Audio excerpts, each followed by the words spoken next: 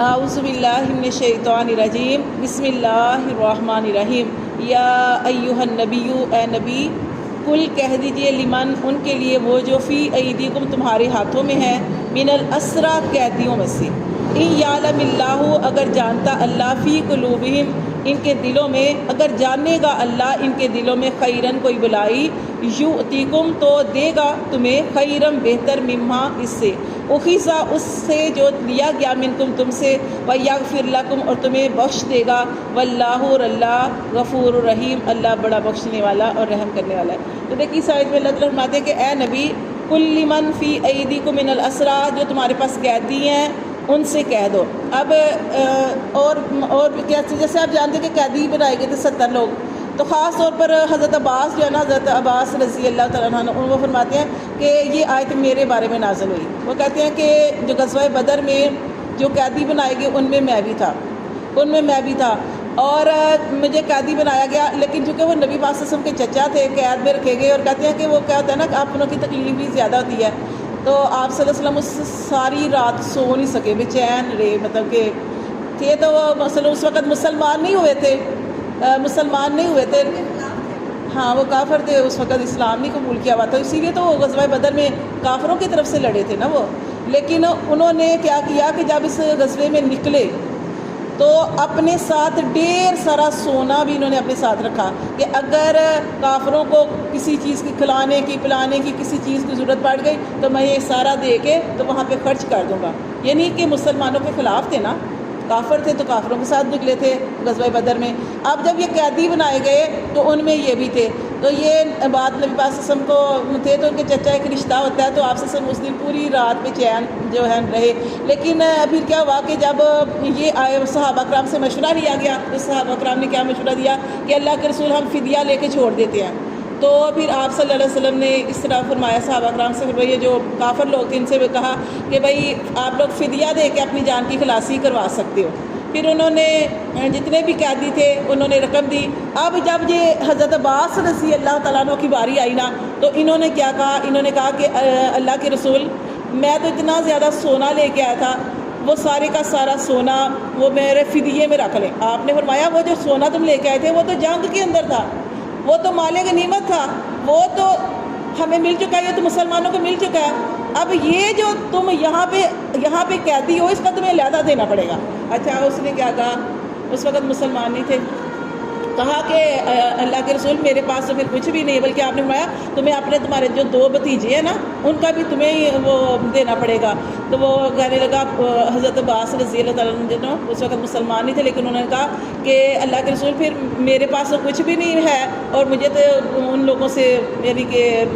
کسی سے ادھار لینا پڑے گا، مشرکین سے ادھار لینا پڑے گا، جو قریش ہے ان سے ادھار لینا پڑے گا، میرے پاس کچھ بھی نہیں ہے۔ تو آپ سے سب نے فرمایا اچھا تمہارے پاس کچھ بھی نہیں ہے، وہ جو تم مکہ سے نکلتے ہوئے اتنا ڈھیر سارا مال و دولت اپنی بیوی کو دے کے آئے تھے اور تمہاری بیوی نے زمین کے اندر دبا دیا تھا، تو وہ پھر وہ بڑا حضرت عباس جو تھے وہ بڑے حیران ہوئے اور کہنے لگے کہ یہ بات مجھے تھی پتہ اور میری بیوی کو، کیونکہ میں نے اپنی بیوی کو دیا تھا کہ میں جا رہا ہوں تو پیچھے یہ جو مال و دولت ہے یہ ساز و سامان ہے یہ تم نے پاس رکھنا ہے، اور اس نے کیا کیا تھا مٹی کے اندر دبا دیا تھا۔ تو وہ کہنے لگا کہ یہ بات آپ کو کس نے بتائی ہے، یعنی مجھے پتہ ہے، میری بیوی کو پتہ ہے اور اللہ کو پتہ ہے، اور تیسرے بندے کسی کو اور کو نہیں پتہ۔ تو پھر انہوں نے کیا کہا کہ آپ صلی اللہ علیہ وسلم نے ارشاد فرمایا مجھے اللہ نے ساری بات کی خبر دے دی ہے۔ تو تب حضرت عباس رضی اللہ تعالیٰ عنہ نے نبی پاک صلی اللہ علیہ وسلم کو اس وقت حقیقت جان لی کہ یہ اللہ کے سچے نبی ہیں اور اللہ تعالیٰ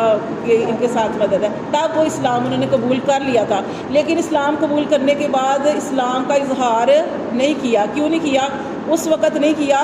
کہ اس لیے کہ ان مشرکین جو تھے نا انہوں نے بہت سارا قرضہ دینا تھا ان کا۔ اب یہ اسلام کا اظہار کر دیتے نا تو ہو سکتا ہے وہ ان کا قرض واپس نہ کرتے، اس لیے انہوں نے اپنے اسلام کو تھوڑا چھپا کے رکھا۔ یہ تو یہاں پہ یہی آیا ہے کہ اللہ تبارک و تعالیٰ فرما رہے ہیں یا ایھا النبی اے نبی صلی اللہ علیہ وسلم آپ ان سے کہہ دیجئے، کل کہہ دیجئے لمن ان کے لیے فی ایدیکم جو تمہارے ہاتھوں میں ہے من الاسرا قیدیوں میں سے،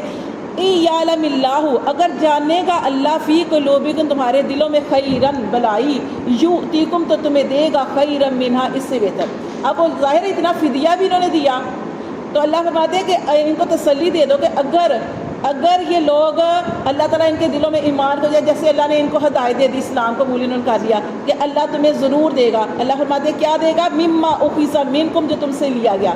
کہ وہاں پہ جو تم سے اتنا جو فدیہ لیا گیا اللہ تمہیں اس سے بہتر دے گا. اور پھر اللہ نے یہ بھی فرمایا وَيَغْفِرْ لَكُمْ، اور تمہیں بخش بھی دے گا. واللہ غفور الرحیم، اور اللہ بڑا بخشنے والا رحم کرنے والا ہے. اور پھر وہ کیونکہ نبی پاک صلی اللہ علیہ وسلم کی زبان سے بات نکلی تھی، پھر وہ وقت آیا کہ حضرت عباس رضی اللہ تعالیٰ فرماتے ہیں کہ میرے پاس ایک دفعہ جو مجھے غلام ملے، وہ سارے کے سارے 20 غلام جو تھے، جیسے انہوں نے 20 اوقیہ 120 اوقیہ وہ سونا دیا تھا نا، تو اللہ پاک نے ان کو جب پھر ایک وقت ایسا آیا کہ جب انہوں نے اسلام کو قبول کر لیا تو ان کے پاس جب قیدی ان کو دیے گئے، غلام بنائے گئے ان کے، تو ان کے پاس جتنے بھی قیدی آئے تھے، وہ غلام آئے تھے، وہ سارے کے سارے تاجر تھے، یعنی اتنے مالدار. اور یعنی کہ اللہ پاک نے ان کی بڑی مدد کی. پھر انہوں نے نبی پاک صلی اللہ علیہ وسلم سے فرمایا بھی کہ